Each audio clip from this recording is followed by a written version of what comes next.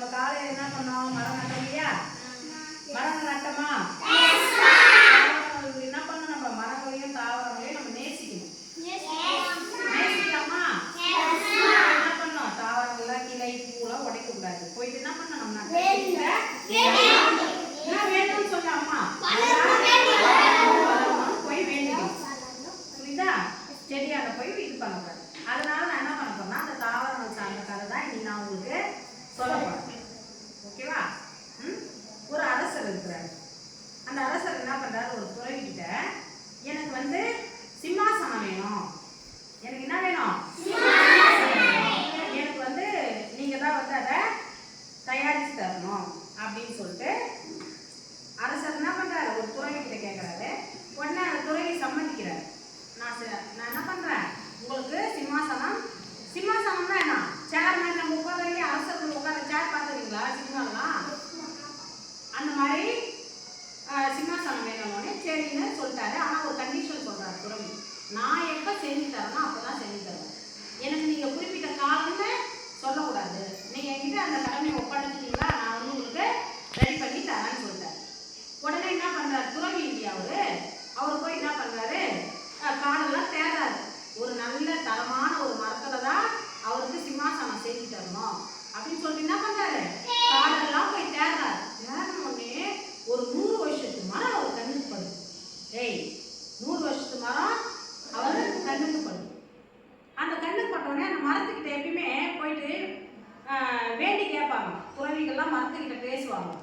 அப்படின்றப்ப போயிட்டு அந்த துறவி போயிட்டு அந்த மரத்துக்கிட்ட வணங்கிட்டு நான் உன்னை வெட்ட போறேன்னு அனுமதி கேட்குறாங்க.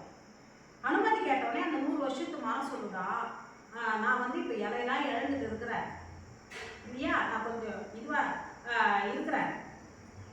அந்த மரம் வந்து கேட்குறப்ப அந்த மரம் வந்து யார்கிட்ட பேசுது? துறவிக்கிட்ட பேசுது. என்ன பேசுதுன்னா, நான் வந்து இப்போ இருக்கிற இலையெல்லாம் உதிர்ந்துட்டு என்னுடைய ஒன்றுமே இல்லாத இலைகள் இல்லாத நான் வந்து வீக்கா இருப்பேன் இல்லையா, நான் வந்து என்னுடைய இலையெல்லாம் உதிர்ந்து போன பிறகு அப்படியே மொட்டை மரமா இருப்பேன் இல்லையா, அப்போ என் சக்திலாம் இழந்துட்டு இருப்பேன். கவனிமா, அப்போ என் சக்திலாம் இழந்துட்டு இருப்பேன். அப்போ நீங்கள் என்ன பண்ணுங்க? வந்து வெட்டி எடுத்துன்னு போயிடு. எனக்கு அப்போ ஒரு 3 மாதம் டைம் கொடுன்னு கேட்குது. அந்த மரம் கேட்டவுடனே அவர் என்ன பண்ணுறாரு? துறவி ஓகே அப்படின்னு சொல்லிட்டு போயிட்டார். 3 மாதம் கழிச்சு வராரு. 3 மாதம் கழிச்சு வரப்ப என்ன பண்றாரு? மீண்டும் அந்த தாவரத்தை வணங்கி கேட்கிறாரு. இப்போ நான் உன்னை வெட்டிக்கிடுமா அப்படின்றப்ப அந்த தாவரம் சொல்லுதா, நம்ம என்னுடைய தம்பி என்னுடைய இலையெல்லாம் உதிர்ந்து எனக்கே டவுட் ஆயிடுச்சு. நான் உயிரோடு இருப்பேனா செத்துருவேனான்னு எனக்கே டவுட் ஆயிடுச்சு. இப்போ எல்லாமே மொட்டை மரமா இருக்குது. நான் துணுறுவேனான்னு எனக்கு தெரியல. நான் துணுறுவேனான்னு என்ன நான் தெரிஞ்சுக்கினா இறக்க எனக்கு நீங்கள் வெட்டணும் அப்படின்னு அப்போ வேண்டி கேட்டுக்குது அந்த துறவிக்கிட்ட. எனக்கு இன்னும் 3 மாதம் உண்டு, என் மரத்தில் இருக்கிற இலையெல்லாம் வருத்தோம் அப்படின்னோடனே திரும்பி 3 மாதம் கழிச்சு வராது. 3 மாதம் கழிச்சு வந்தோடனே அப்போதான் கொஞ்சம் இலையெல்லாம் இருக்குது. அப்போ நான் உயிர் எனக்கு வரும்ன்ற நம்பிக்கை வந்துச்சு. இப்போ எனக்கு இப்போ என்னுடைய பூ காய் பழங்கள்லாம் நான் பார்க்கணும் அப்படி ஆசையாக இருக்குது. அதனால எனக்கு இன்னும் ஒரு 3 மாதம் கொடு அப்படின்னு கேட்டோடனே சரின்னு அந்த தாவரத்துக்கு துறவி கொடுத்துட்டார். திரும்பி நல்லா செழுமையாக பறவைகள், விலங்குகள், மனிதர்கள் எல்லாம் வந்து தங்கி அந்த மரத்தில் இலப்பாரி அதில் கூடு கட்டி வாழ்ந்து நல்லா செழுமையாக வாழ்ந்துட்டு திரும்பியும் என்ன காலம் வந்துச்சு? இறங்குது காலம் வந்துச்சு. திரும்பியும் மொட்டை மரமாக நிற்குது. இப்போ வந்து துறவி வந்து கேட்குறாரு, இப்போ ஒன்று வெட்டுமா அப்படின்னோடனே அந்த மரம் சொல்லுதா, இப்போ நான் ரெடி. என்னுடைய 100 வருஷம் வாழ்ந்த மரம் ஆனால் 100 வருஷம் ரசிக்காமல் வாழ்ந்துருச்சான். புரியுதா? 100 வருஷம் வாழ்ந்த மரம் இப்போ வெட்ட போறோன்னே வாழணும்னு தோணுச்சான். தன்னுடைய வாழ்க்கையை ரசிக்கணும்னு தோணுச்சான். அதனால தான் அந்த 1 வருஷம் கேட்குது. உடனே அந்த துறவி கிட்ட நீ இப்போ என்னை வெட்டிக்கோ, நான் எல்லா பருவத்தையும் நான் 100 வருஷம் வாழ்ந்தப்ப ரசிக்கல, ஆனால் இந்த 1 வருஷம் நீ கொடுத்த பற்றியா, இந்த வருஷம் தான் என் வாழ்க்கையை நான் ரசித்தேன்.